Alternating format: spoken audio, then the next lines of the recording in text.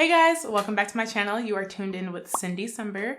Today I'm going to be talking about why I left my husband behind in Michigan. So for those of you who don't know, I run track professionally, and this year I had to move for a coaching situation. My old coach moved. I had to figure out where to go, how to get a new training partner, how to kind of change my life up. And so after discussing it with my husband, I decided that my best situation was going to be moving to Arkansas. So I had to move there, and my husband couldn't come, unfortunately, at the time because he couldn't figure out his job situation quick enough. And that led me to being in Arkansas by myself. And I really wish my husband could come, but now he's found a job and he's here. Hello. Hey. Welcome to Arkansas. Thanks. I made it. He made it.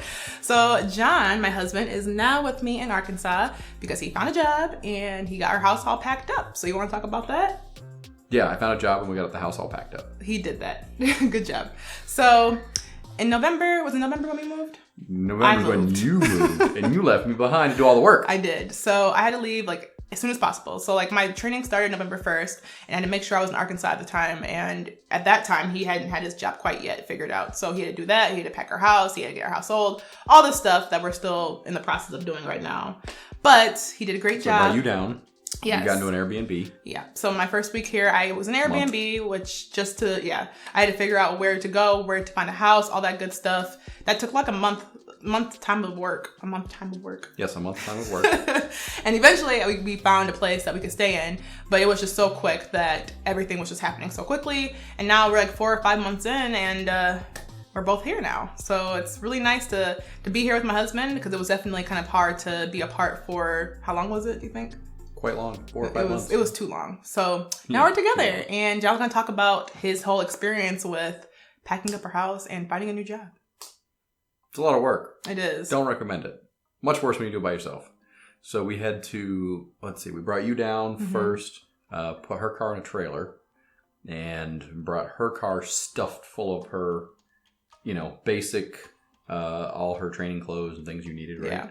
Yeah. So that was the first trip. Brought you down with that. Mm-hmm. Second trip was Thanksgiving. Yeah, so we were celebrating Thanksgiving here in America. Here in Arkansas. In Arkansas.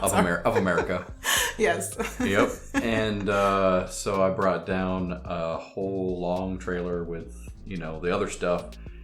And we had to get you a washer and dryer. Yes. Because the rental didn't have it. We had a lot of stuff to do in a very short period of time. Right.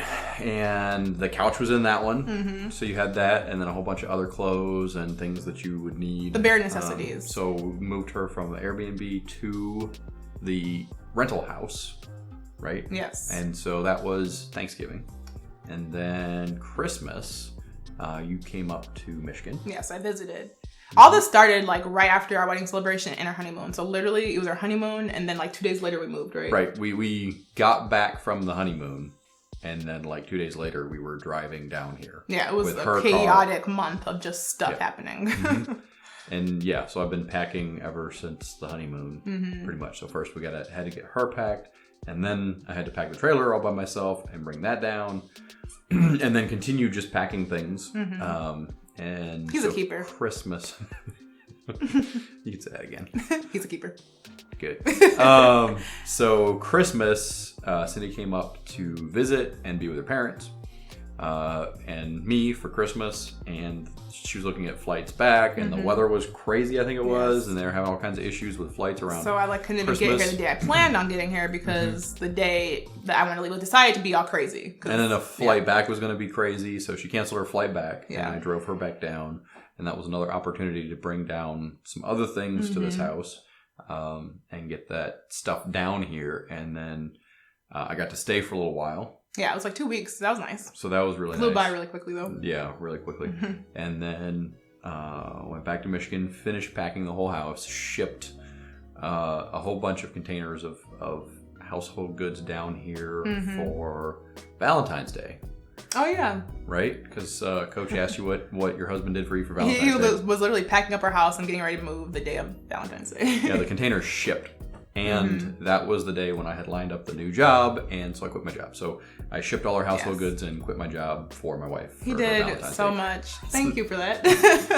But it definitely wasn't like one of those situations where, you know, we talked about it. We've been working together, and, you know, it's marriage. Like, we're working together. It's for a common goal, and he understands that this part of my life is not forever. It's very short and temporary, and I have a limited amount of time to do what I need to do. So I'm very grateful for him.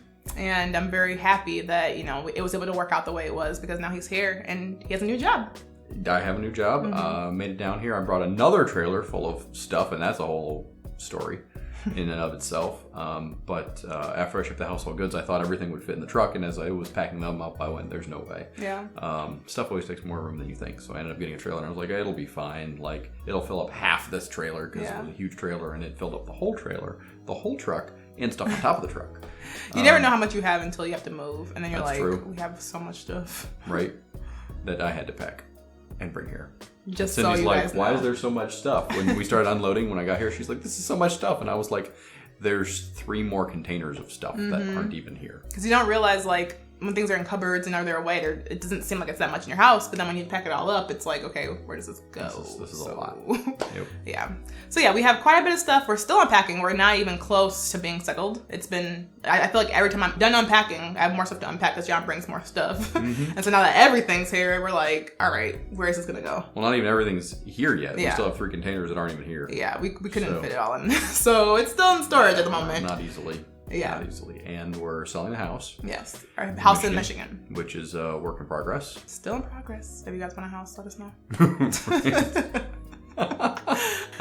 And then we need to figure out what the next step is with the housing situation. Yes. So upcoming on this channel, hopefully, we'll see. We might figure out, maybe potentially. Possibly. We'll share with you guys as we purchase a house together for the first time, because this will be my first time purchasing a house. John's 3rd time. Yeah. So it's gonna be a whole journey, but fun in itself. So right now we're in a rental and we're loving it, and we're still trying to adjust, but I'm just so happy that he is here with me. Glad to be here. So far, I haven't spent much time in Arkansas because I got here and then was unpacking stuff, trying to set stuff up, trying to make the garage so that her car could even fit in the garage. So when I first got here, we just kind of like threw everything in the garage, and it was not packed well. No, not even a little bit. So our house is still in shambles. Yeah, kind of. And then immediately started, like, I started the job the day before I drove down so that I could start it in person. Drove down and then was working the very next morning.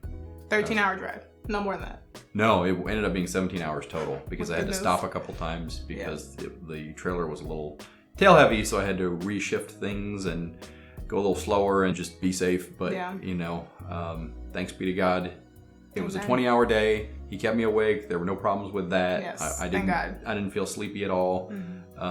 Was able to get down here, and that went much smoother than it might have. And what normally takes 14 hours to drive down here took 17. And I got here. He's here. So I'm grateful. I'm grateful for that. For sure.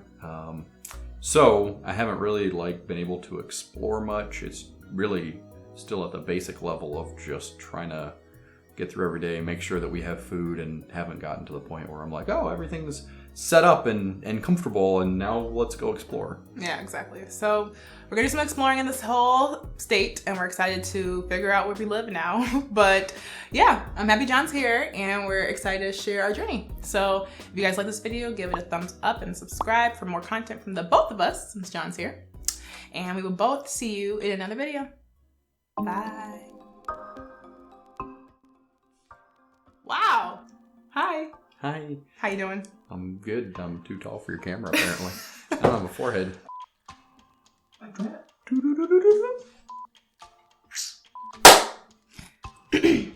Sorry, pause. What am I saying?